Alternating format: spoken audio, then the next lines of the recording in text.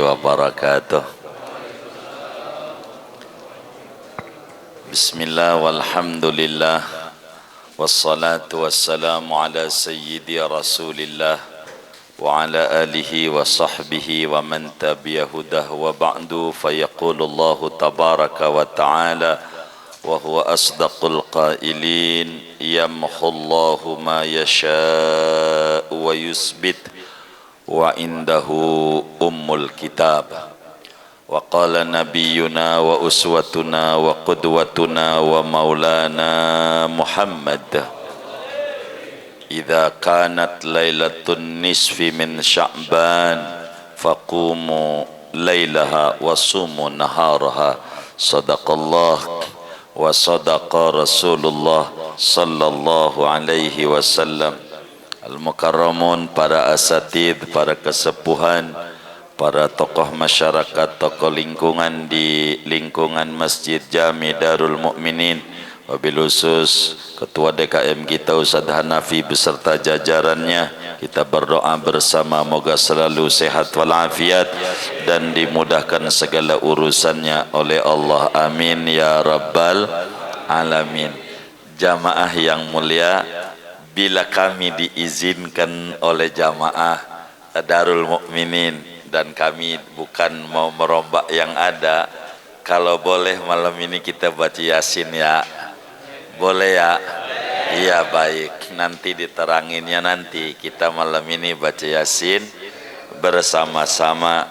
Begitu malam hari ini tabarukan, sebab malam nisfu Sa'ban tuh malam mustajab, di mana doa kita diijabah oleh Allah. Jadi baca kitab malam hari ini bila diizinin kita tunda dulu, tapi kita baca Yasin bersama-sama. Enggak mengapa kan? Boleh ya? Baik, kita baca Yasin. Neranginnya nanti, sebab kalau saya ngomong bisa sampai isa, sayang Yasinnya. Jadi kita ambil manfaat. Sama-sama kita niat dulu ya. Bismillahirrahmanirrahim. Aku niat membaca Yasin ini agar diberikan umur yang panjang dalam taat kepada Allah. Nawaitu qira'ata surat Yasin li ajli tulil umri fi ta'atillah wa jalbi kulli khairin hissiyin wa ma'nawiyyin bihaqqi at-tajallil a'zam fi lailatin nisfi min Sya'banal Mukarram wa bijahi an-nabiyil akram al-qail Yasin lima quri'at lah wa alama nawahu aslafuna salihun. Al-Fatihah. A'udzu billahi minasy syaithanir rajim. Bismillahirrahmanirrahim. Alhamdulillahi rabbil alamin. Arrahmanir rahim. Maliki yaumiddin. Iyyaka na'budu wa iyyaka nasta'in. اهدنا الصراط المستقيم صراط الذين أنعمت عليهم غير المغضوب عليهم ولا الضالين رب اغفر لي ولوالدي آمين. بسم الله الرحمن الرحيم. ياسين والقرآن الحكيم إنك لمن المرسلين على صراط مستقيم تنزيل العزيز الرحيم لتنذر قوما ما أنذر آباؤهم فهم غافلون. لقد حق القول على أكثرهم فهم لا يؤمنون. إنا جعلنا في أعناقهم أغلالا فهي إلى الأذقان فهم مقمحون وجعلنا من بين أيديهم سدا ومن خلفهم سدا فغشيناهم فهم لا يبصرون. وسواء عليهم أنذرتهم أم لم تنذرهم لا يؤمنون. إنما تنذر من اتبع الذكر وخشي الرحمن بالغيب فبشره بمغفرة وأجر كريم. إنا نحن نحيي الموتى ونكتب ما قدموا وآثارهم وكل شيء عصيناه في إمام مبين. واضرب لهم مثلا أصحاب القرية إذ جاءها المرسلون إذ أرسلنا إليهم اثنين فكذبوهما فعززنا بثالث فقالوا إنا إليكم مرسلون. قالوا ما أنتم إلا بشر مثلنا وما أنزل الرحمن من شيء إن أنتم إلا تكذبون. قالوا ربنا يعلم إنا إليكم لمرسلون وما علينا إلا البلاغ المبين. قالوا إنا تطيرنا بكم لئن لم تنتهوا لنرجمنكم وليمسنكم منا عذاب أليم. قالوا طائركم معكم أئن ذكرتم بل أنتم قوم مسرفون.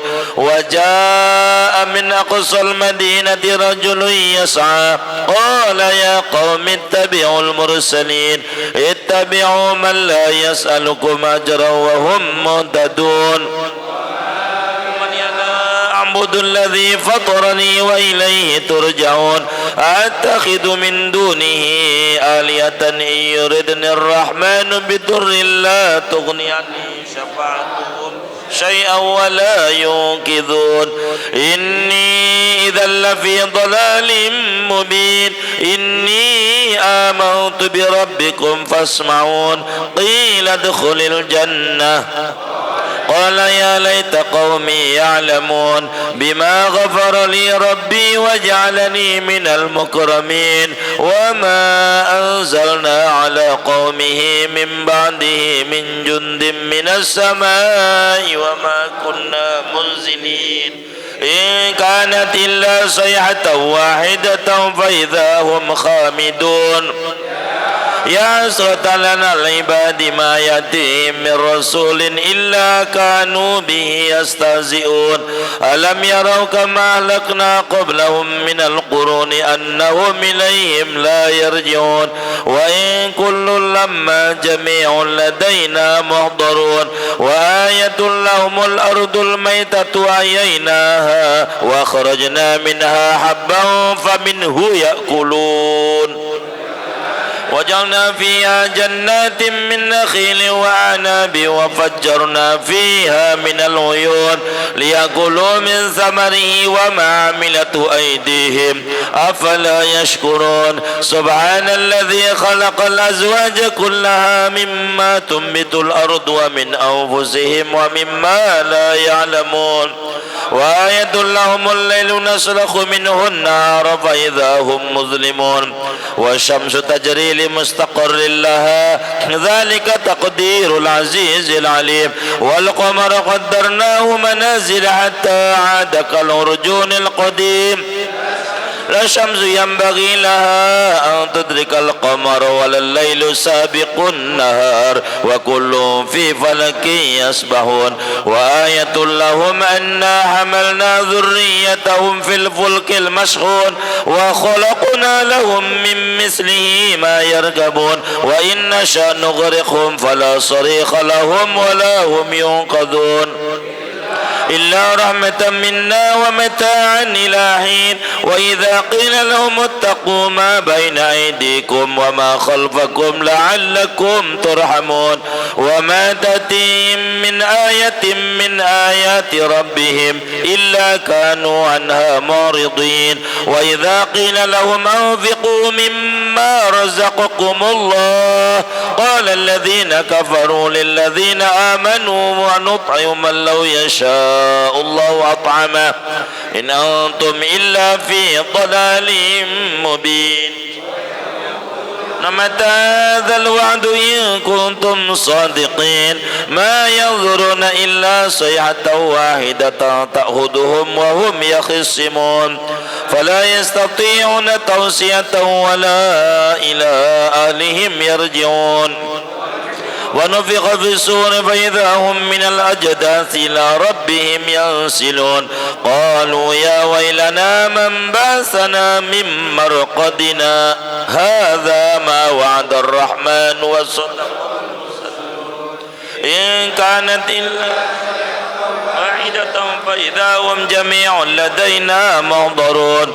فاليوم لا تظلم نفس شيئا ولا تجزون إلا ما كنتم تعملون أصحاب الجنة اليوم في شغل فاكهون هم وأزواجهم في ظلال على الأرائك متكئون لهم فيها فاكهة ولهم ما يدعون سلام قولا من رب رحيم وامتازوا اليوم أيها المجرمون ألم أعهد إليكم يا بني آدم ألا تعبدوا الشيطان إنه لكم عدو مبين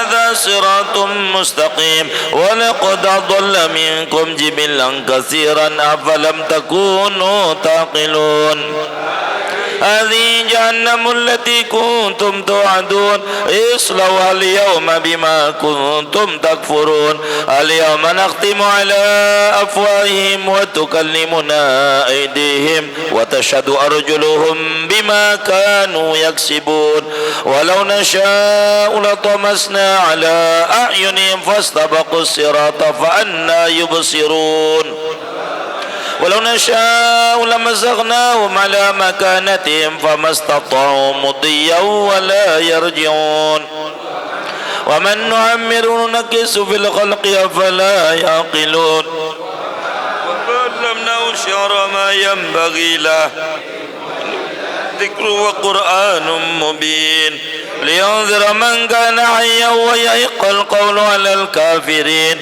أولم يروا أنا خلقنا لهم مما عملت أيدينا أنعاما فهم لا مالكون وذللناها لهم فمنها ركوبهم ومنها يأكلون ولهم فيها منافع ومشارب أفلا يشكرون واتخذوا من دون الله آلهة لعلهم ينصرون لا يستطيعون نصرهم وهم لهم جند محضرون فلا يزونك قولهم إنا نعلم ما يسرون وما يعلنون أولم ير الإنسان أنا خلقناه من نطفة فإذا هو خصيم مبين وضرب لنا مثلا ونسي خلقه قال من يحيي العظام وهي رميم قل يحييها الذي أنشاها أول مرة وهو بكل خلق عليم الذي جعل لكم من الشجر الأخضر نارا فإذا أنتم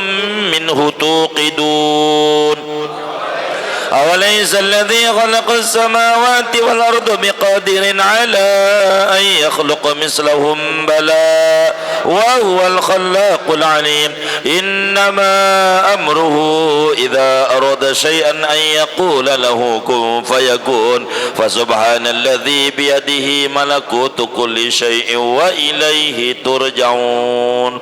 Sadaqallahul azim. Angkat tangan kita. Allahumma salli wa sallim ala sayyidina Muhammadin fil awwalin wa salli wa sallim ala sayyidina Muhammadin fil akhirin wa salli wa sallim ala sayyidina Muhammadin fi kulli waqtin wa hin wa salli wa sallim ala sayyidina Muhammadin fil mal'ala ila yaumiddin wa salli wa sallim ala sayyidina Muhammadin hatta tarisal ardu wa man 'alaiha wa anta khairul warisin wa sallim radhiyallahu ta'ala an ashabi sayyidina rasulillahi ajmain amin. Bismillahirrahmanirrahim. Alhamdulillahi rabbil alamin hamdan yafi ni'amahu wa yukafi'u mazidah. Ya Rabbana lakal hamdu kama yanbaghi li jalali wajhika wa 'azimi sultanik. Allahumma salli ala sayyidina Muhammadin wa ala ali sayyidina Muhammad salatan takunu lana li kulli usrin yusra wa li kulli hammin faraja wa li kulli dhiqin makhraja wa li kulli da'in dawaa wa li kulli saqamin shifaa wa li kulli hajatin qadaa ya arhamar rahimin.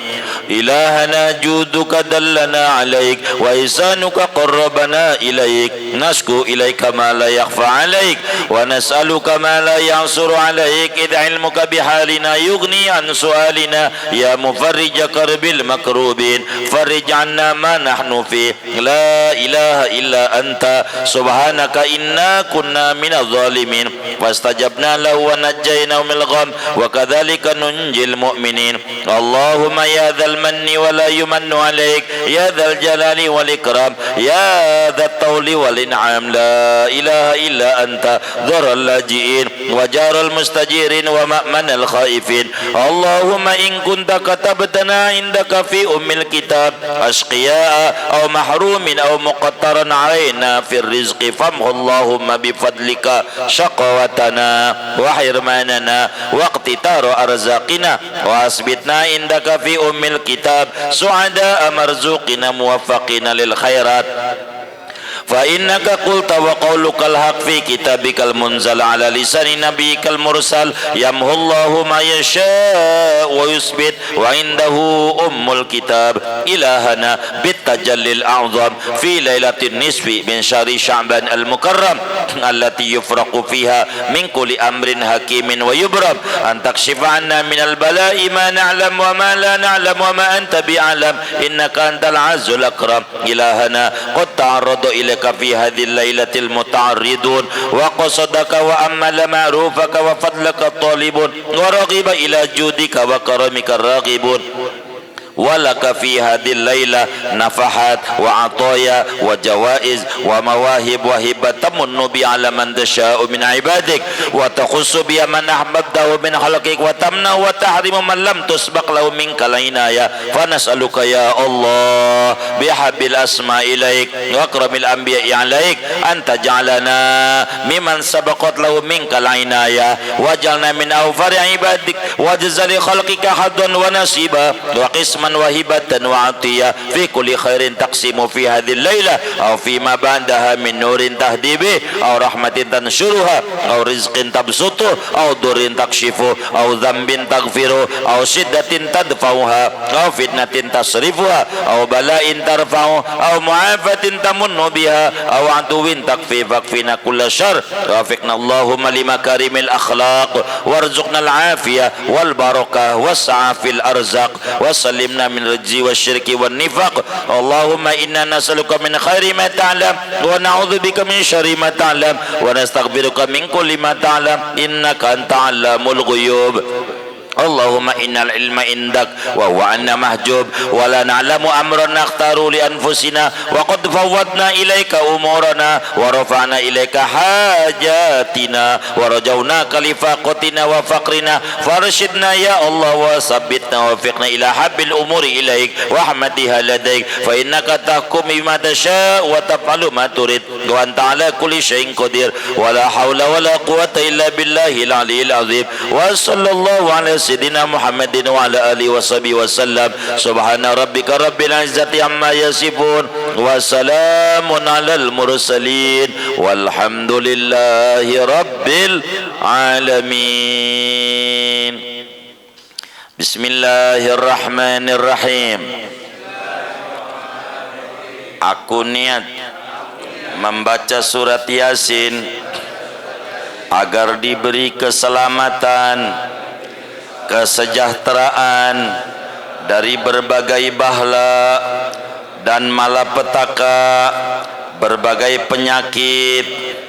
Nawaitu qiraata surat Yasin li ajlis salamah wal afiyah wa daf'il bala wal amrad wal aghrad wal hawadis an nafsi wa an kulli man tahutuhu syafaqatu qalbi bihaqqi at-tajallil a'zam fi lailatin nisfi min Sya'ban al-Mukarram wa bijahi an-nabiyil akram al-qail Yasin lima quri'at lah wa alama nawahu aslafuna salihun. Al-Fatihah. Bismillahirrahmanirrahim. Alhamdulillahi rabbil alamin. Ar-Rahmanirrahim. Maliki yaumiddin. Iyyaka na'budu wa iyyaka nasta'in. Ihdinas siratal mustaqim. Siratal ladzina an'amta 'alaihim ghairil maghdubi 'alaihim waladdallin. Rabbighfirli wa liwalidayya. Amin. Bismillahirrahmanirrahim. Yasin wal Qur'anil hakim. Innaka laminal mursalin ala siratim mustaqim. Tanzilal azizir rahim litunzira qauman ma unzira aba'uhum fahum ghafilun. لقد حق القول على أكثرهم فهم لا يؤمنون. إنا جعلنا في أعناقهم أغلالا فهي إلى الأذقان فهم مقمحون. وجعلنا من بين أيديهم سدا ومن خلفهم سدا فغشيناهم فهم لا يبصرون.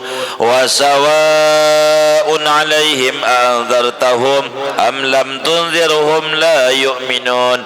إنما تنذر من اتبع الذكر وخشي الرحمن بالغيب فبشره بمغفرة وأجر كريم. إنا نحن نحيي الموتى ونكتب ما قدموا وآثارهم وكل شيء أحصيناه في إمام مبين. واضرب لهم مثلا أصحاب القرية إذ جاءها المرسلون إذ أرسلنا إليهم اثنين فكذبوهما فعززنا بثالث فقالوا إنا إليكم مرسلون.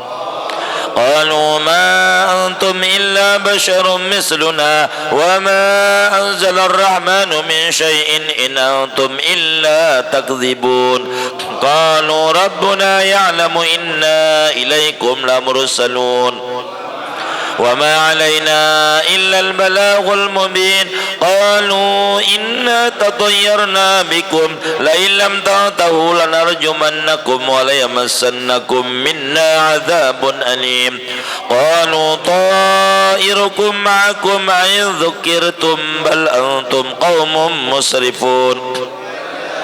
وجاء من أقصى المدينة رجل يسعى قال يا قوم اتبعوا المرسلين اتبعوا من لا يسألكم أجرا وهم مهتدون وما لي لا أعبد الذي فطرني وإليه ترجعون أتخذ من دونه آلية إن يردني الرحمن بضر لا تغني عني شفاعتهم شيئا ولا ينقذون إني إذا لفي ضلال مبين إني آمنت بربكم فاسمعون قيل ادخل الجنة قومي يعلمون بما غفر لي ربي وجعلني من المكرمين وما أنزلنا على قومه من بعده من جند من السماء وما كنا منزلين إن كانت إلا صيحة واحدة فإذا هم خامدون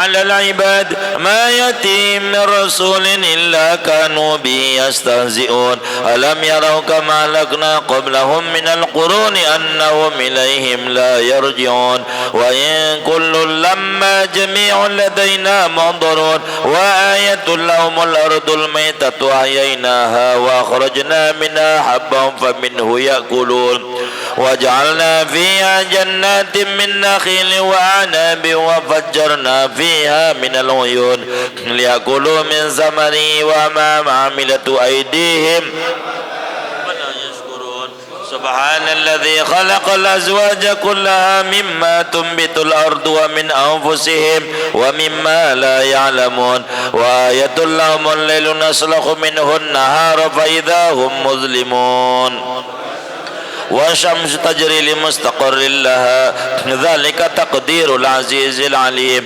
والقمر قدرناه منازل حتى عاد كالعرجون القديم لا الشمس ينبغي لها أن تدرك القمر ولا الليل سابق النهار وكل في فلك يسبحون وآية لهم أنا حملنا ذريتهم في الفلك المشحون وخلقنا لهم من مثله ما يركبون وإن نشأ نغرقهم فلا صريخ لهم ولا هم ينقذون إلا رحمة منا ومتاعا إلى حين ثم اتقوا ما بين أيديكم وما خلفكم لعلكم ترحمون وما تأتيهم من آية من آيات ربهم إلا كانوا عنها معرضين وإذا قيل لهم أنفقوا مما رزقكم الله قال الذين كفروا للذين آمنوا أنطعم من لو يشاء الله أطعمه إن أنتم إلا في ضلال مبين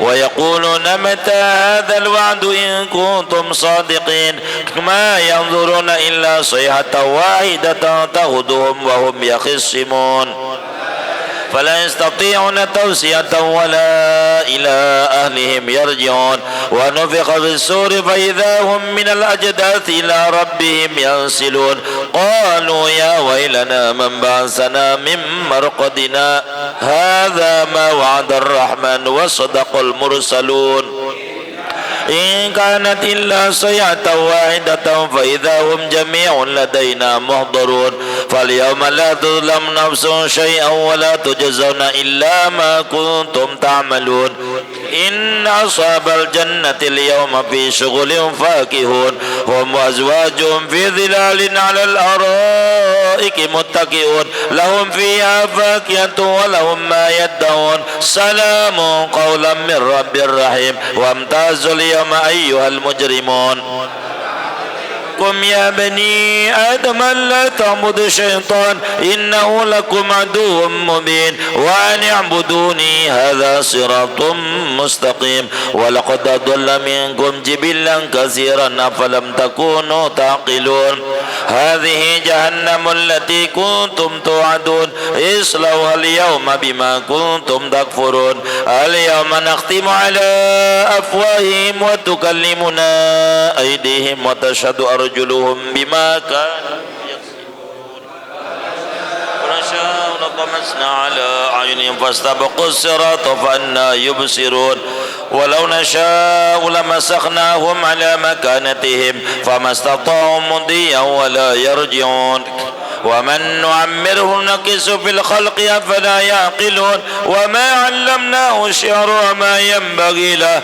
إن هو إلا ذكر وقرآن مبين لينذر من كان حيا ويحق القول على الكافرين أولم يروا أنا خلقنا لهم مما عملت أيدينا أنعاما فهم لها مالكون وذللناها لهم فمنها ركوبهم ومنها يأكلون ولهم فيها منافع ومشارب أفلا يشكرون واتخذوا من دون الله آلهة لعلهم ينصرون لا يستطيعون نصرهم وهم لهم جند محضرون فلا يحزنك قولهم إنا نعلم ما يسرون وما يعلنون أولم ير الإنسان أنا خلقناه من نطفة فإذا هو خصيم مبين وضرب لنا مثلا ونسي خلقه قال من يحيي العظام وهي رميم قل يحييها الذي أنشأها أول مرة وهو بكل خلق عليم الذي جعل لكم من الشجر الأخضر نارا فإذا أنتم منه توقدون أوليس الذي خلق السماوات والأرض بقادر على أن يخلق مثلهم بلى وهو الخلاق العليم إنما أمره إذا أراد شيئا أن يقول له كن فيكون فسبحان الذي بيده ملكوت كل شيء وإليه ترجعون صدق الله العظيم اللهم صل وسلم على سيدنا محمد في الأولين وصل وسلم على سيدنا محمد في الآخرين وصلي وسلم على سيدنا محمد في كل وقت وحين صلي وسلم على سيدنا محمد في الملأ الأعلى إلى يوم الدين صلي وسلم على سيدنا محمد حتى ترث الأرض ومن عليها وأنت خير الوارثين وسلم رضي الله تعالى عن أصحاب سيدنا رسول الله أجمعين آمين بسم الله الرحمن الرحيم الحمد لله رب العالمين حمدا يوافي نعمه ويكافئ مزيدا يا ربنا لك الحمد كما ينبغي لجلال وجهك وعظيم سلطانك اللهم صل على سيدنا محمد الفاتح لما أغلق والخاتم لما سبق ناصر الحق بالحق والهادي إلى صراطك المستقيم صلاة تفتح لنا بها أبواب الرضا والتيسير وتغلق بها عن باب الشر والتعسير وتهب لنا بها رزقا حلالا وكثير وتكون لنا بها وليا ونصير أنت حسبنا ونعم الوكيل فيا نعم المولى ونعم النصير صلى الله عليه وعلى آله وصحبه حق قدره ومقداره العظيم إلهنا جودك دلنا عليك وإحسانك قربنا إليك نشكو إليك ما لا يخفى عليك ونسألك ما لا يعصر عليك إذ علمك بحالنا يغني عن سؤالنا يا مفرج كرب المكروبين فرج عنا ما نحن في لا إله إلا أنت سبحانك إني كنت من الظالمين فاستجبنا له ونجينا من الغم وكذلك ننجي المؤمنين اللهم يا ذا المن ولا يمن عليك يا ذا الجلال والإكرام يا ذا الطول والإنعام لا إله إلا أنت ضر اللاجئين وجار المستجيرين ومأمن الخائفين اللهم إن كنت كتبتنا عندك في أم الكتاب أشقياء أو محرومين أو مقطرين في رزق فامه اللهم بفضلك شقوتنا وحرماننا واقتطار أرزاقنا وأثبتنا عندك في أم الكتاب سعداء مرزوقين موفقين للخيرات فإنك قلت وقولك الحق في كتابك المنزل على لسان نبيك المرسل يمحو الله ما يشاء ويثبت وعنده أم الكتاب إلهنا بالتجلي الأعظم في ليلة النصف من شهر شعبان المكرم التي يفرق فيها من كل أمر حكيم ويبرم أن تكشف عنا من البلاء ما نعلم وما لا نعلم وما أنت بأعلم إنك أنت العز الأكرم إلهنا قد تعرض إليك في هذه الليلة المتعرضون وقصدك وأمل معروفك وفضلك الطالبون ورغب إلى جودك وكرمك الراغبون ولك في هذه الليلة نفحات وعطايا وجوائز ومواهب وهبات تمن بها على من تشاء من عبادك وتخص بها من أحببته من خلقك وتمنع وتحرم من لم تسبق له منك العناية فنسألك يا الله بأحب الأسماء إليك وأكرم الأنبياء عليك أن تجعلنا ممن سبقت له منك العناية وجعلنا من أوفر عبادك وأجل خلقك حظا ونصيبا وقسما وهبة وعطية في كل خير تقسم naqsim fi hadhihi al-lailah aw fi ma ba'daha min nurin tahdi bih aw rahmatin tanshuruha aw rizqin nabsutu aw durin takshifu aw dhanbin taghfiru aw shiddatin tadfa'uha aw fitnatin tasrifuha aw bala'in tarfa'uha aw mu'afatin tamunnu biha aw aduwin takfina kulla syarr wafiqna Allahum lima karimil akhlaq warzuqna al-afiyah wal barakah was'a fil arzaq wa sallimna min rizqi wasyirki wan nifaq Allahumma inna nas'aluka min khairi ma ta'lam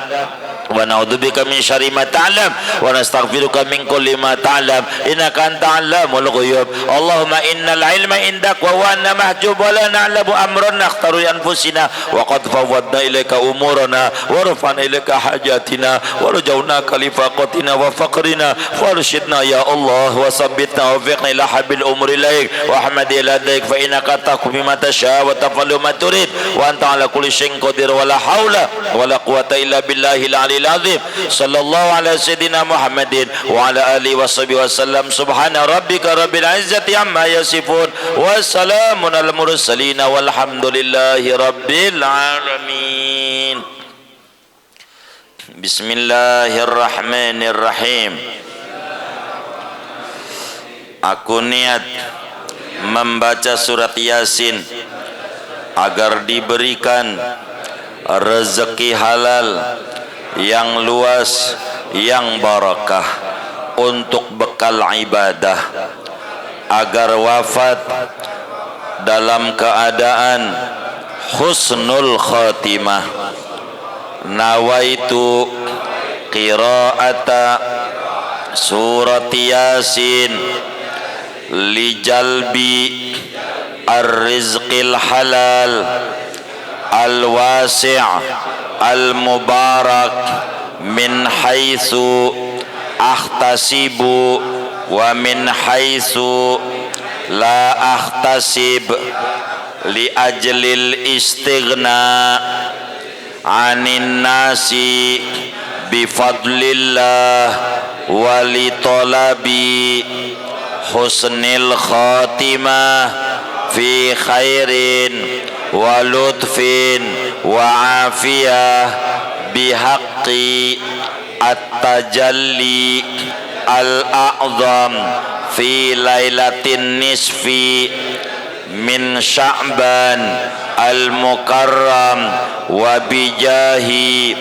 an-nabiyil akram al-qail Yasin lima quri'at lah wa alama nawahu aslafuna salihun. Al-Fatihah.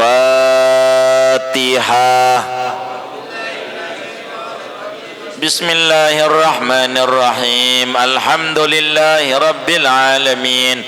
Ar-Rahmanirrahim. Maliki yaumiddin. Iyyaka na'budu wa iyyaka nasta'in. Ihdinas siratal mustaqim. Siratal ladzina an'amta 'alaihim ghairil maghdubi 'alaihim waladdallin. Rabbighfirli wa liwalidayya. Amin. Bismillahirrahmanirrahim. Yasin wal Qur'anil Hakim. Innaka laminal mursalin ala siratim mustaqim. Tanzilal azizir rahim. Litunzira qauman ma unzira aba'uhum fahum ghafilun. لقد حق القول على أكثرهم فهم لا يؤمنون. إنا جعلنا في أعناقهم أغلالا فهي إلى الأذقان فهم مقمحون.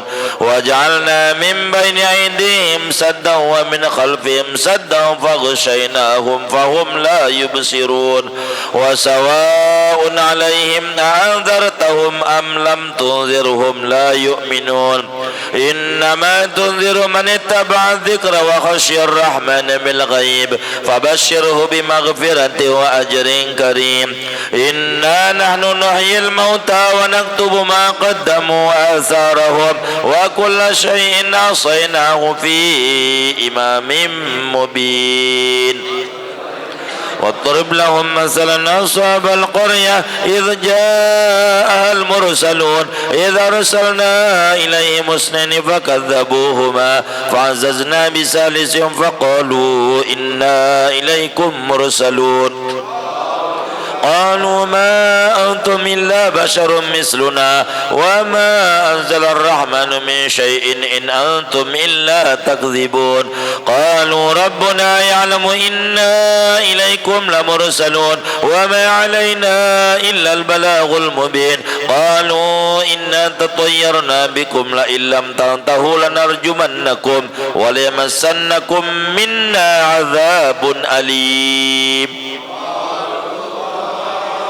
قالوا طائركم معكم إن ذكرتم بل أنتم قوم مسرفون وجاء من أقصى المدينة رجل يسعى قال يا قوم اتبعوا المرسلين اتبعوا من لا يسألكم أجرا وهم مهتدون وما لي لا أعبد الذي فطرني وإليه ترجعون أتعد من دونه آلية إن يردني الرحمن بضر لا تغني عني شفاعتهم شيئا ولا ينقذون إني إذا لفي ضلال مبين إني آمنت بربكم فاسمعون قيل ادخل الجنة قال يا ليت قومي يعلمون بما غفر لي ربي وجعلني من المكرمين وما أنزلنا على قومه من بعده من جند من السماء وما كنا منزلين إن كانت إلا صيحة واحدة فإذا هم خامدون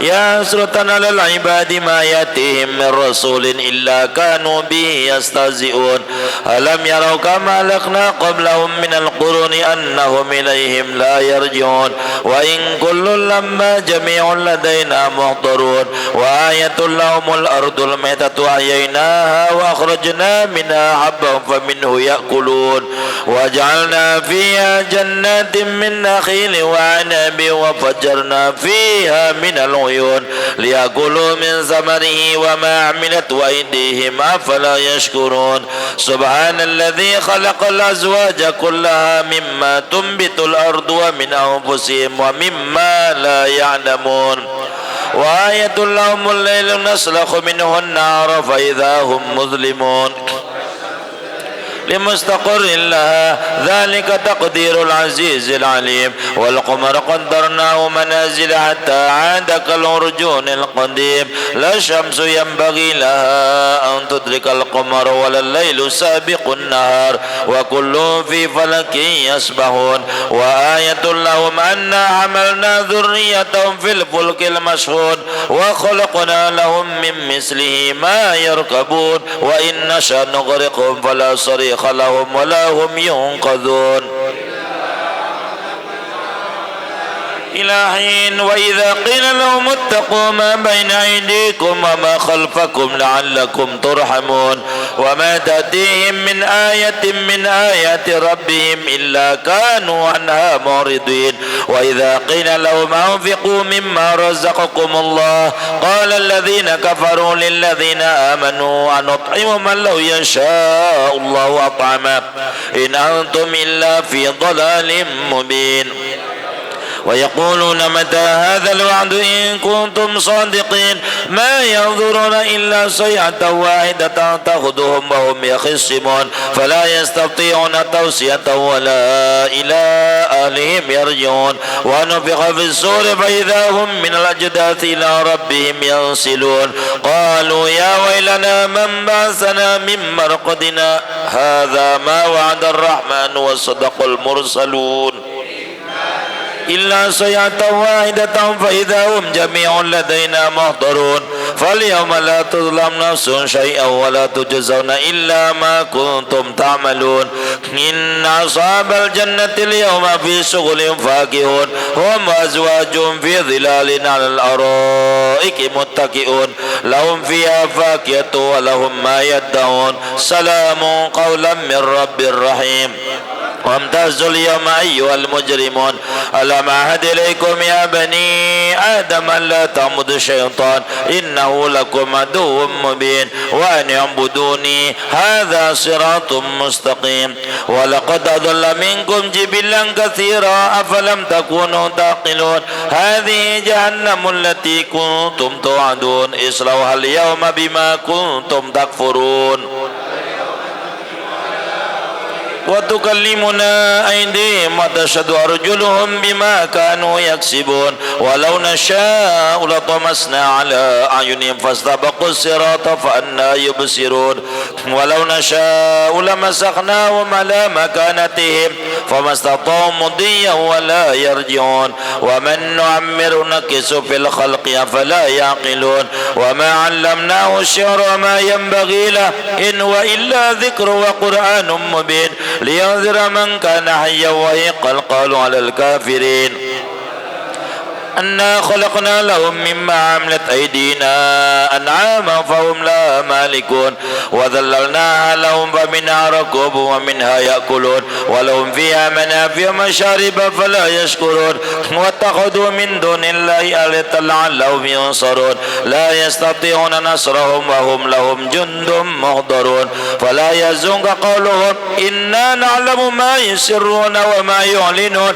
أولم يرى الإنسان أنا خلقناه من نطفة فإذا هو خصيم مبين مثل ونسي خلقه قال من يحيي العظام وهي رميم قل يحييها الذي أنشأها أول مرة وهو بكل خلق عليم الذي جعل لكم من الشجر الأخضر نارا فإذا أنتم منه توقدون أوليس الذي خلق السماوات والأرض بقادر على أن يخلق مثلهم بلى وهو الخلاق العليم إنما أمره إذا أراد شيئا أن يقول له كن فيكون فسبحان الذي بيده ملكوت كل شيء وإليه ترجعون صدق الله العظيم اللهم صل وسلم على سيدنا محمد في الأولين صل وسلم على سيدنا محمد في الآخرين صل وسلم على سيدنا محمد في كل وقت وحين صل وسلم على سيدنا محمد في الأعلى إلى يوم الدين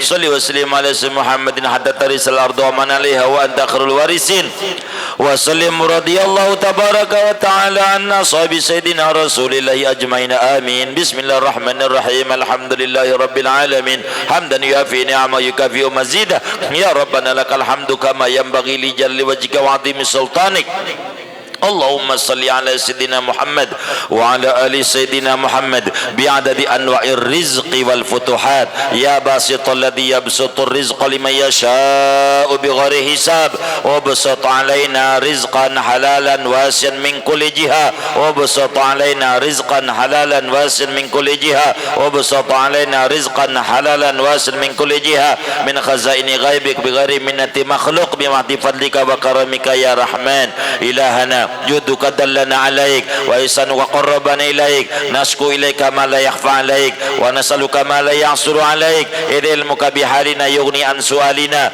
يا مفرج كرب المكروبين فرج عنا ما نحن فيه لا إله إلا أنت سبحانك إني كنت من الظالمين فتجبنا له ونجى من الغم وكذلك ننجي المؤمنين اللهم يا ذا المن ولا يمن عليك يا ذا الجلال والإكرام يا ذا الطول والإنعام لا إله إلا أنت ذر اللاجئين وجر المستجيرين ومأمن الخائفين اللهم إن كنت كتبتنا عندك في أم الكتاب أشقياء أو محرومين أو مقطرنا في الرزق فامه الله بفضلك شقوتنا وحرماننا واقتطار أرزاقنا وأثبتنا عندك في أم الكتاب سعداء مرزوقين موفقين الخيرات وإنك قلت وقولك الحق في كتابك المنزل على لسان نبيك المرسل يمحو الله ما يشاء ويثبت وعنده أم الكتاب إلهنا بالتجلي الأعظم في ليلة النصف من شهر شعبان المكرم التي يفرق فيها من كل أمر حكيم ويبرم أن تكشف عنا من البلاء ما نعلم وما لا نعلم وما أنت بعلم إنك أنت العز الأكرم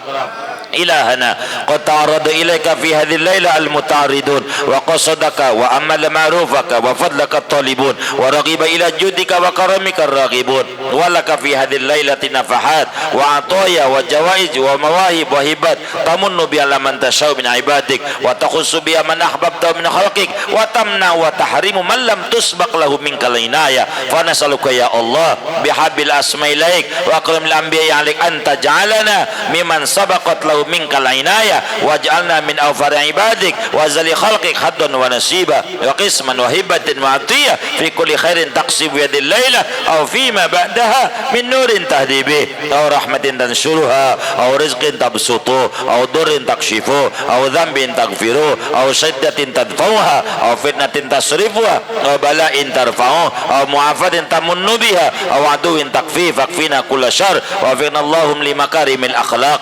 وارزقنا العافية والبركة والسعة في الأرزاق وسلمنا من الرجس والشرك والنفاق اللهم إنا نسألك من خير ما تعلم ونعوذ بك من شر ما تعلم ونستغفرك من كل ما تعلم إنك أنت علام الغيوب اللهم إنا نسألك حسن الخاتمة ونعوذ بك من سوء الخاتمة اللهم إنا نسألك خير الحياة وخير الممات وخير ما بينهما ونعوذ بك من شر الحياة وشر الممات وشر ما بينهما اللهم إن العلم عندك وهو أن محجوب ولا نعلم أمرا نختار لأنفسنا وقد فوضنا إليك أمور ورفعنا إليك حاجتنا ورجوناك لفاقتنا وفقرنا فارشدنا يا الله وثبتنا ووفقنا إلى حب الأمور إليك وحمدها لديك فإنك تحكم ما تشاء وتفعل ما تريد وأنت على كل شيء قدير ولا حول ولا قوة إلا بالله العلي العظيم وصلى الله على سيدنا محمد وعلى آله وصحبه وسلم ربنا تقبل منا إنك أنت السميع العليم تب علينا إنك أنت التواب الرحيم سبحان ربك رب العزة عما يصفون سلام على المرسلين والحمد لله رب العالمين بسر الفاتحة بسم الله الرحمن الرحيم الحمد لله رب العالمين الرحمن الرحيم مالك يوم الدين صراط المستقيم صراط الذين أنعمت عليهم غير المغضوب عليهم ولا الضالين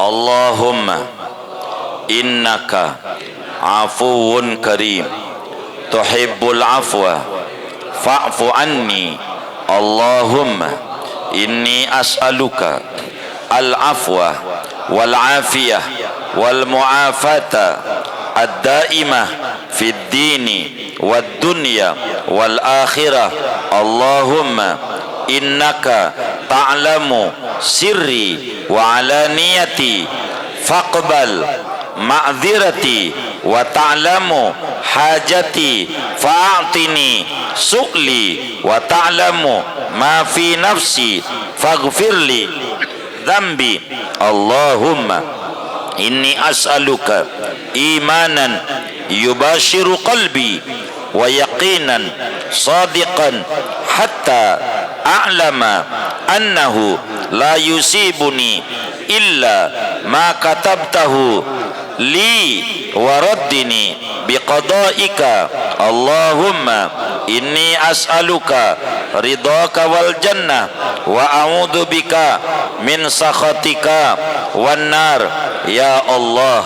Nabimu bersabda malam nisfu Sa'ban adalah malam yang mustajab.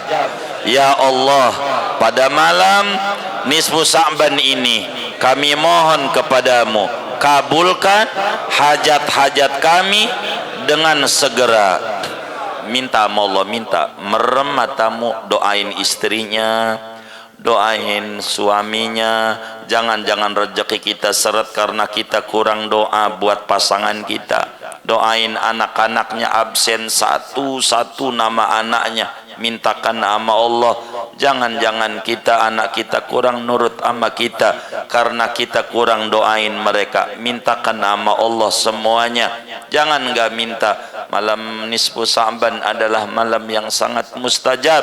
Kita mohon kepada Allah, bila malam nisfu Sa'ban datang Allah berseru, kepada semua hambanya sampai pagi hari. Hal min sailin fa'untiyah, adakah di malam ini yang memohon meminta kepadaku, ku berikan apapun permintaannya sebanyak apapun dia. Hal min mustaghfirin fa'aghfirullah, adakah yang minta ampunan kepadaku, ku ampuni dosanya segede apapun dosa-dosa dia. Hal min mustarziqin fa'arzuqah, adakah yang minta rezeki kepadaku, ku berikan rezeki sebanyak apapun yang dia minta. Ayo pada mohon kepada Allah, minta kepada Allah, jangan tidak minta.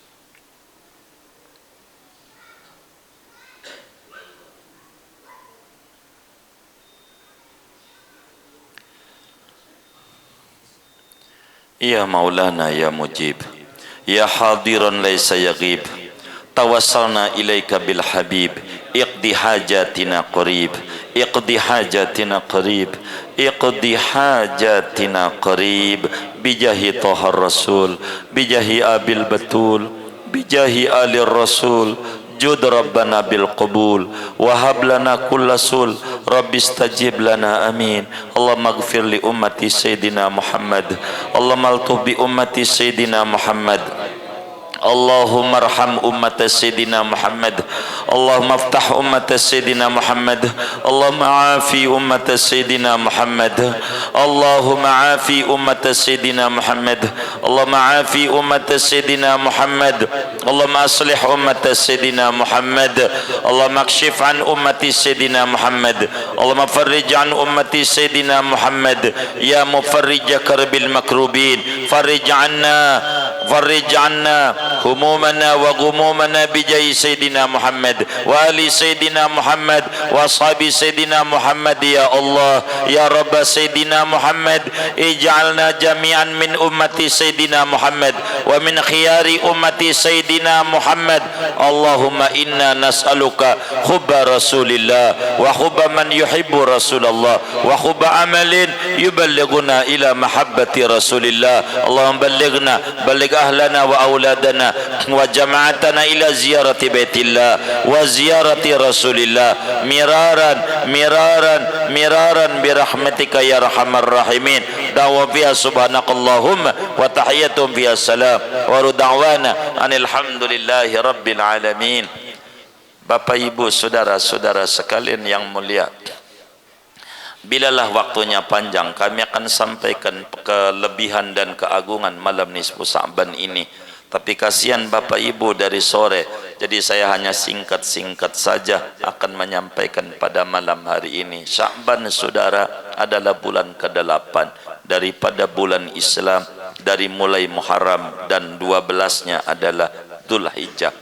Di Sya'ban ini banyak sekali keagungan-keagungan yang luar biasa. Di antaranya imam kita tadi membaca ayatnya, qad nara taqalluba wajhika fis sama falanuwalliyannaka qiblatan tardaha fawalli wajhaka syatrul masjidil haram, rakaat keduanya imam.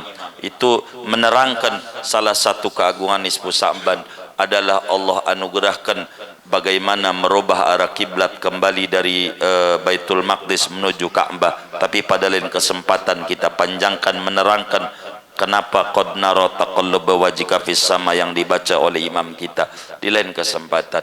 Yang kedua, di Sya'ban ini adalah turun ayat tentang salawat. Innallaha wa malaikatahu yusholluna 'alan nabi ya ayyuhalladzina amanu shallu 'alaihi wa sallimu taslima. Kata para ulama, di antaranya Imam Qastallani di dalam kitabnya Mawahibul Laduniyah, dan juga Imam Ibnu Abi Saif Al-Yamani di dalam kitabnya Nazalat hadil ayah fi syahri Sya'ban, turun ayat perintah salawat ini di bulan Sya'ban. Karena itu wahai kaum muslimin, bulan Sya'ban adalah bulan ulang tahunnya salawat. Kita kudu banyak-banyak baca salawat kepada Nabi di bulan Sya'ban ini. Karena itu Nabi menyatakan Rajabu syahrullah wa Sya'banu syahri wa Ramadan syahru ummati.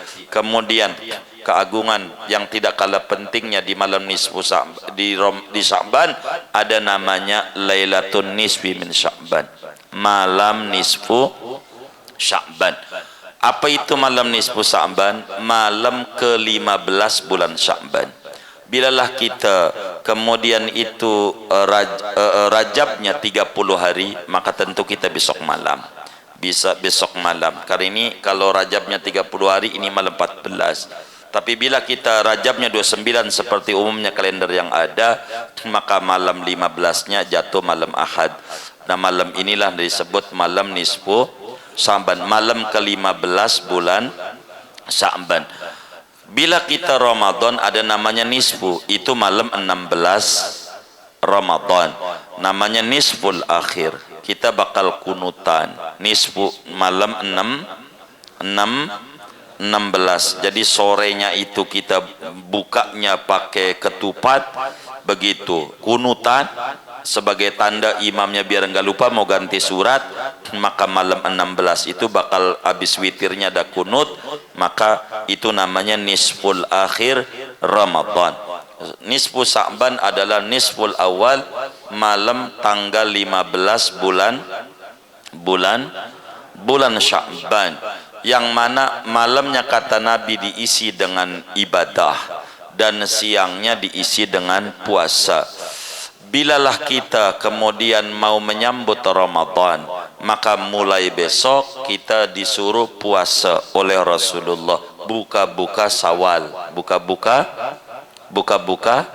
Syawal. Itu bagus, buka-bukanya Idul Fitri begitu, itu bagus. Tapi kalau kita besok tidak puasa, lalu kemudian Senin pengen puasa menyambut Ramadan, maknanya tanggal 16 Sya'ban, maka haram berpuasa. Nanti ada di kitab itu pada materinya, idan tasofa Sya'ban fala tasumu. Bila Sya'ban udah tanggal 16 jangan puasa, haram puasa, kecuali yang tidak haram masih disuruh bagi orang satu yang sudah biasa wiridan Senin Kamis, Senin puasa, Kamis puasa, maka biar udah 15 ke atas masih disuruh untuk puasa Senin Kamis. Kedua, orang yang puasa Daud, sehari puasa sehari tidak, sehari puasa sehari tidak, maka masih disuruh untuk puasa. Ketiga, orang yang punya hutang Ramadan, kayak ibu-ibu men barangkali Ramadan, atau bapak-bapak sakit Ramadan enggak puasa, belum dikodok ampe hari, maka Senin, Selasa, Rebo masih disuruh untuk mengkodok, bayar utang, bahkan bukan sunat tapi wajib. Keempat, kecuali orang yang puasa dulu tanggal 15-nya, puasa sehari sebelum 16, mananya tanggal 15 jatuhnya besok begitu, maka kita masih disuruh, masih diperkenankan untuk puasa, karena kita mengawalinya dengan 15, sehari sebelumnya sudah dimulai dengan puasa. Maka andai besoknya Senin, Selasa, Rebo, Kamis dan seterusnya puasa, masih disuruh oleh agama. Begitu keterangan panjangnya. terkait dengan puasa. Malam nisfu Sa'ban itu malam mustajab. Ulama banyak menyebut saudara terkait dengan malam nisfu Sa'ban. Ada ulama berkata malam nisfu Sa'ban Lailatul Ijabah, malam mustajab doa. Malam nisfu Sa'ban itu Lailatul Naskhi, malam penghapusan, penyalinan. Jadi malaikat di malam ini baru tahu umur kita ada apa kagak besok, rezeki kita berapa, begitu. Itu malam ini dia tahu kehidupan kita sakit atau sehat. Itu malaikat tidak tahu kecuali pada malam nisfu Sya'ban, mencatat rezeki dalam setahun. Begitu. Itu malam nisfu Sya'ban. Makanya ulama dari zaman tabi'in seperti Imam Makhul, Imam Amir, Imam Khalid bin Ma'dan, dan banyak ulama, kalau udah malam nisfu Sa'ban luar biasa mereka diisi dengan ibadah, sholat dan segalanya sampai pagi. Mereka itu ke nisfu Sa'ban luar biasa, bukan baru. Nah, ulama kita mengajarkan dengan baca Yasin karena kita baca Quran yang paling lancar surat selain kulhu. Yasin udah makanan sehari-hari. Yasin, maka Yasin 3 kali itu sama dengan 1 juz Al-Quran. Maka 1 juz Al-Quran itu kira-kira menelan waktu 24 jam enggak? Enggak, bentar nih, bisa aja kita belum, ya kan? Itu sebentar. Kalau kita serius mau baca Quran sebetulnya sebentar, begitu kalau kita serius. Sayang waktu ini sempit, jadi saya tidak bisa panjangkan sekali. Kalaulah kita disuruh boleh panjangin, saya panjangin, tapi nggak makan sayanya. Boleh nggak Pak Guru Nabi? Tuh, nggak boleh. Waktu saya sempit, waktu saya ini berkenaan malam nisfu Sa'ban. Jadi saya sebetulnya nangis semua jamaah ini. Saya harus di muflihun. Jadi saya tadi mimpin doa tahlilan. Bila di sini besok malam nggak ada nisfu Sa'ban, bolehlah saya usul. Kalau boleh usul, ada amplop kosong, tolong dibagi. Kalau di masjidnya ada amplop masjid, ada nggak yang kosong? Itu biasanya kan ada kop-kop tuh masjid, ada nggak? Atau ada warung dekat mau dia aja amplop kosong. Saya meminta begini, ini memohon.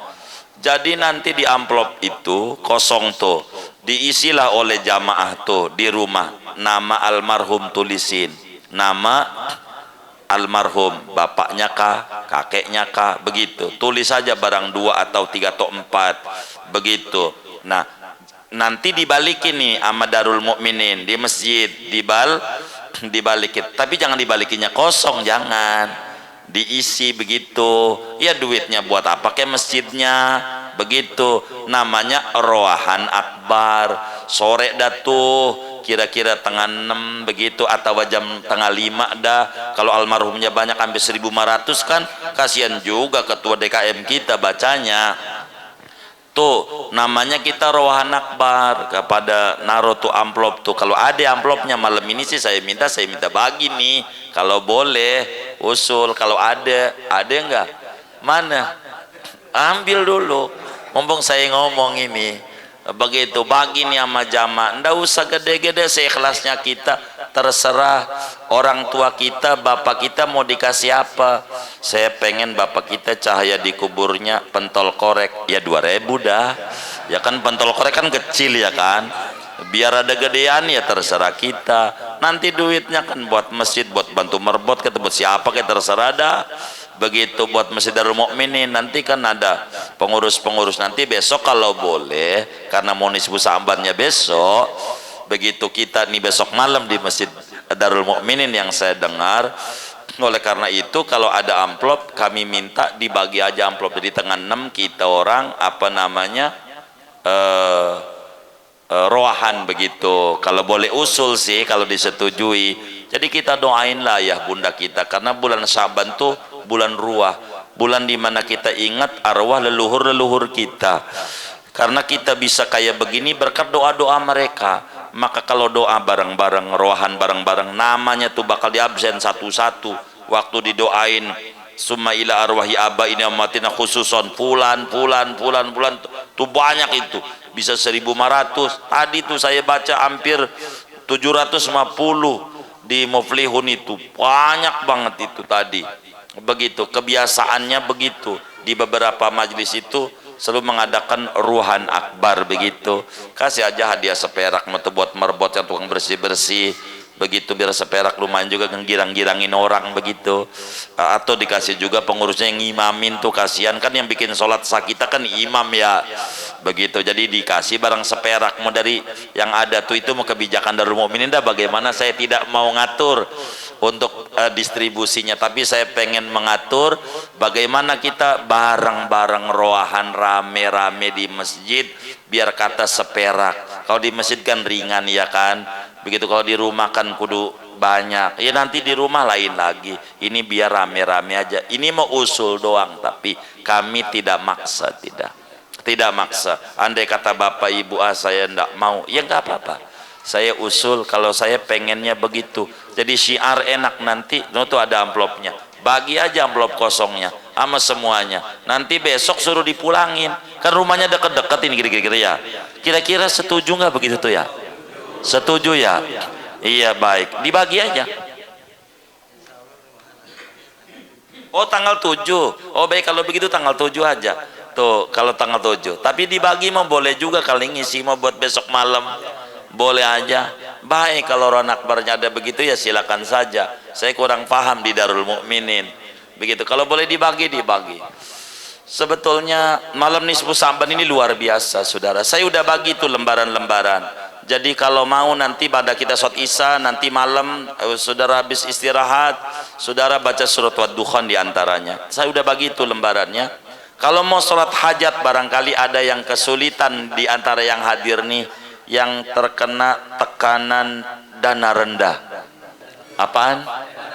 Iya, dana rendah ini menimbulkan penyakit darah tinggi. Begitu, betul nggak? Gitu, oleng segala macam. Saya gimana Pak? Iya, kalau dana rendah pala juga kelingan ya. Iya, kunang-kunang jalan juga ya. Iya gitu. Nah baik, oleh karena itu iya, nanti dikasih nama gitu ya, nanti dibalikinnya bisa tanggal 7 segala macam, kasih nama aja sama pengurus masjidnya, dibagi aja semuanya dibagi. Karena berbuat baik itu jangan sampai jamaahnya kasihan, dia dinolongin buat ayah bundanya, ganjarannya buat dia, isinya berapa ya seikhlasnya mereka. Itu begitu, nanti dicatat itu oleh pengurus masjid, diketik di Excel agar supaya namanya semuanya rapi. Itu bila namanya bin Fulan tolong diganti bin Adam gitu ya. Kalau nantinya Fulan jangan baca Fulan. Fulan tuh artinya titik-titik. Fulan tuh artinya titik-titik.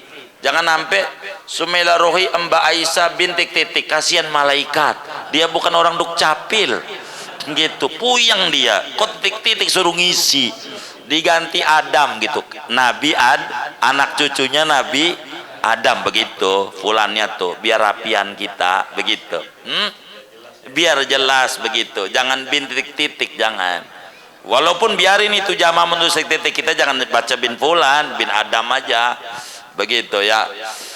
Begitu. Kalau waktulah luas saya terangin panjang lebar tentang nisfu Sa'ban begitu, dan keagungan ada apa di balik nisfu Sa'ban, sampai Rasulullah menganjurkan kita, sampai Nabi bilang khamsu layalin la turaddu fina da'wah. Ada 5 malam yang namanya doa enggak pernah ditolak oleh Allah. Salah satunya malam nisfu Sa'ban. Kalau saudara mau salat nisfu Sa'ban menjadi masalah di mata ulama. Ulama termasuk fikih kitab kita ini melarang, hadisnya palsu begitu. Tapi Imam Ghazali di dalam Ihya Ulumuddin tulis, kalau saudara mau mengerjakan itu silahkan, berarti ikut Imam Ghazali begitu, silahkan. Namanya sholat nisfu Sa'ban. Itu ditulis tuh oleh Imam Ghazali di Ihya. Tapi ulama-ulama fikih, pakar-pakar hadis melarang itu begitu. Tapi Imam Ghazali tulis. Kenapa kami harus sampaikan? Bila saudara pengen ngerjain, ikutnya Imam Ghazali begitu. Tapi ulama-ulama lain seperti kitab kita ini melarang keras begitu. Berapa sholat nisfu Sa'ban? Jumlah sholatnya 100 rakaat. Jangan pakai Allah, jangan. Alhamdulillah begitu. 100 rakaat. Begitu di Ihya, tiap rakaat habis Fatihah baca kulhu 10, rakaat 2 juga kulhu 10, ngantongin pentol korek aja 50 pentol korek. Nggak, iya, takut lupa. Jangan ngambilnya banyak-banyak, langsung ngambil 10 satu salam. Tapi kalau yang lebih baik supaya tidak direwelin ulama, karena kami ini kurang mau kalau direwelin ulama. Kalau ditanya, kami udah ngerjain yang 100 ya udah juga begitu, tapi tidak sekali doang, kami tidak mau. Karena ulama-ulama hadis melarang itu. Kalau mau sholatnya silakan saudara sholat tasbih, kalau bisa silakan, karena itu hadisnya adalah diakui oleh ulama meski tidak khusus pada malam nisfu Saban. Kedua, kalau saudara ngalamin tekanan dana rendah, ini saya ajarin, mau sholat barangkali jam 12 malam bagus, jam 10 juga bagus, sholatnya 4 rakaat. Imam Ghazali tulis juga ini nih di Ihya, 4 rakaat. Saya sholat sunnah hajat 4 rakaat karena Allah Ta'ala. Satu salam, satu salam tanpa tasyahud awal, diri baru duduk. Paham kan? Iya, baik. Itu 4 rakaat, satu salam. Ini sholat hajat luar biasa. Bacaannya apa? Habis Fatihah rakaat 1 baca surat Al-Ikhlas 10, rakaat 1 udah selesai 10 baru ruku dan seterusnya. Rakaat 2 habis Fatihah baca kulhu 20. Begitu. Nanti rakaat 3 habis Fatihah baca kulhu 30. Begitu. Rakaat keempat baca kulhu habis Fatihahnya 40. Ngitungnya begini. Ngitungnya udah 10, tangannya dilipat. Kan begitu. Nggak usah pakai tasbih yang di Sunan Bonang yang gede. Nggak usah pakai gitu-gitu, pakai ini aja. Iya betul. Udah selesai salam dah, saudara minta sama Allah apa aja, ndak ada yang ditolak oleh Allah. Benar-benar kalau saudara betul-betul merasa buntu jalan hidupnya, kerjain ini, manfaat besar, manfaat besar. Saya sekelumit ini, sebab kalau saya panjangin, saya ini malam hari ini ada 2 cara.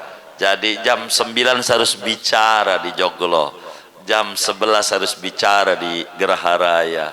Jadi saya udah tahu Saduna Nafi suruh makan juga saya. Jadi malam hari ini yang pertama, sebagai singkat dari kami, yang pertama kita baca Fatihah untuk yang wakafin tanahnya daripada Masjid Darul Mukminin, yang wakafin lampu, apalagi ya AC, sona segala macam dah. Begitu. Yang sudah meninggal dunia, kubur karpet, yang sudah meninggal dunia, kubur mereka menjadi raudhah min riyadil jannah.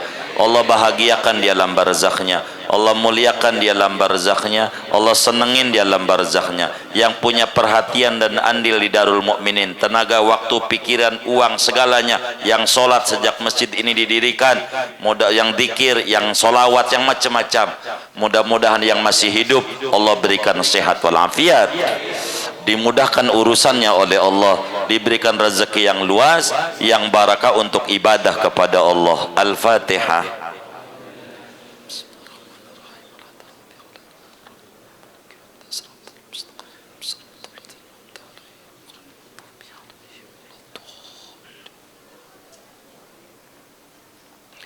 Yang kedua, saudara, kita baca Fatihah untuk pengarang kitab Durarul Bahiyah yang kita bedah setiap kita Ahad, malam Ahad pekan terakhir, yaitu Sayyid Bakri Syato Ad-Dimyati, ulama besar Mekah, makamnya di Ma'la. Kita baca Fatihah untuk pengarang Durarul Bahiyah. Mudah-mudahan beliau Allah tinggikan derajatnya, kuburnya penuh cahaya, Allah limpahkan ampunan, rahmat dan keridhaan. Allah berikan juga kepada kita karomah-karomah beliau, cahaya-cahaya beliau, ilmu-ilmu beliau, hidup kita makin berkah dunia dan akhirat kita. Al-Fatihah.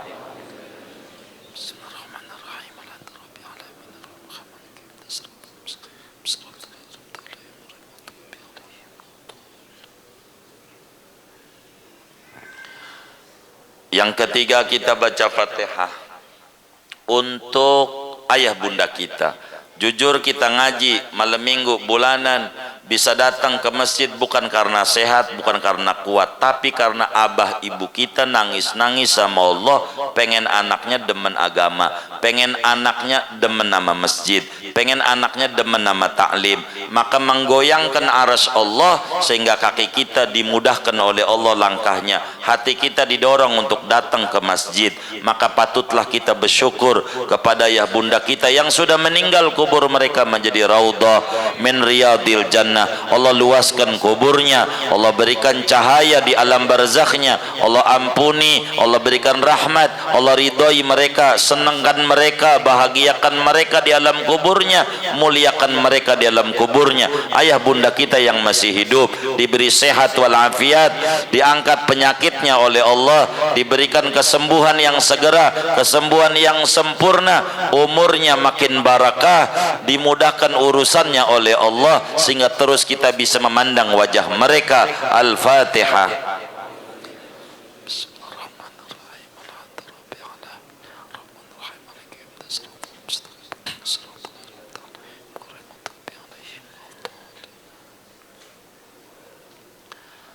Saudara sekalian yang mulia, sebagai terakhir, biasanya kami ini ditanya-tanya kalau ngaji, tapi malam ini sebagai taklim terakhir saya pengen balik nanya, gantian nanya. Jangan ditanya, tapi saya juga pengen nanya, jadikan gantian, begitu ya kan. Jadi saya pengen nanya kepada keluarga besar Darul Mukminin, Anda ini bapak-bapak nih dikasih makan sama bininya hari Senin tahu, hari Senin tahu, Selasa tahu juga, Rebo tahu juga, Rebo, Kemis tahu, Jumat tahu, Jumat, Sabtu tahu, Minggu tahu, Senin tahu mulu. Kira-kira bapak-bapak nih bosen nggak? Bosen nggak? Bosen. Iya, baik. Ah, begitu juga taklim. Akhir bulan yang ngajar Fahrudin lagi, ntar bulan depannya lagi dia lagi, ntar bulannya depannya lagi dia lagi, bulannya depan dia lagi. Supaya tidak bosan, perlulah diusulkan nama pengurus masjid untuk bulan Syawal mau gurunya diganti, begitu, agar supaya tidak bosan begitu. Oh, enggak bisa begitu.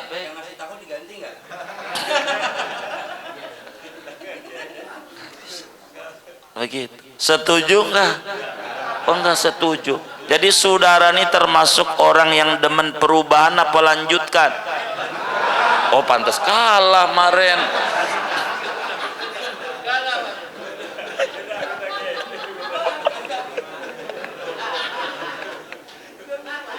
Jadi perubahan apa lanjutkan?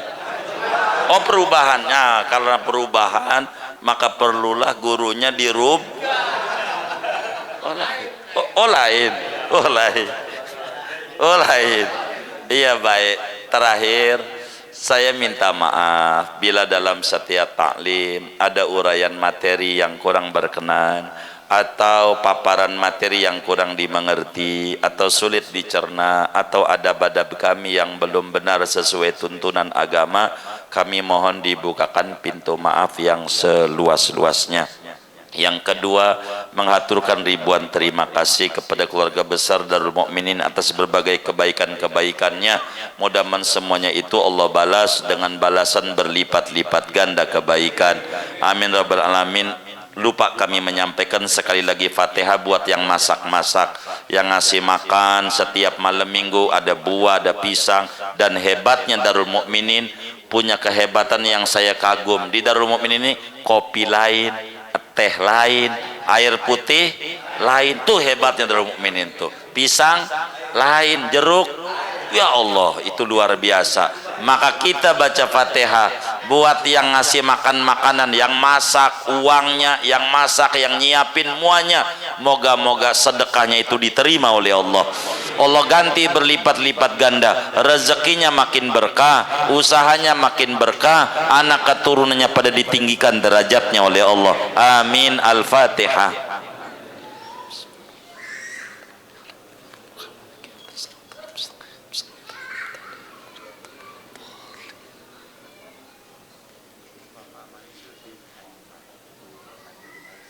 Oh baik. Kita baca Fatihah untuk Bapak Mansur bin Haji Mai lagi di rumah sakit di ruang ICU. Kita mohon kepada Allah yang terbaik menurut Allah Subhanahu wa taala.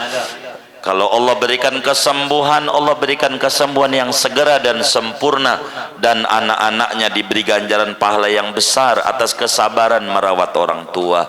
Al-Fatihah.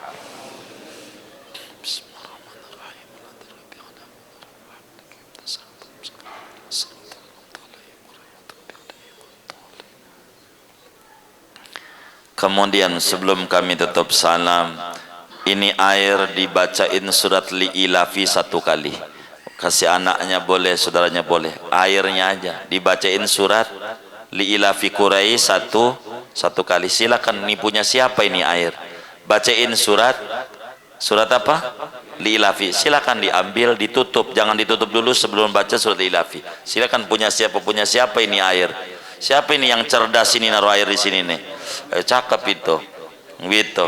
Buat kesehatan, biar sehat dohir batinnya. Begitu. Bapak Ibu Saudara, minta izin, minta ridho dan maklumnya malam hari ini barangkali isanya agak telat, maafin kami karena kita ada baca Yasin jadi agak telat. Maafin kami dan maafin kami, redoin kami, maklumin kami. Ini saja daripada kajian malam hari ini. Wassallallahu wasallam ala khairil khalqi Muhammadin wa ala alihi washabihi ajma'in walhamdulillahi rabbil alamin. Summa assalamualaikum warahmatullahi wabarakatuh.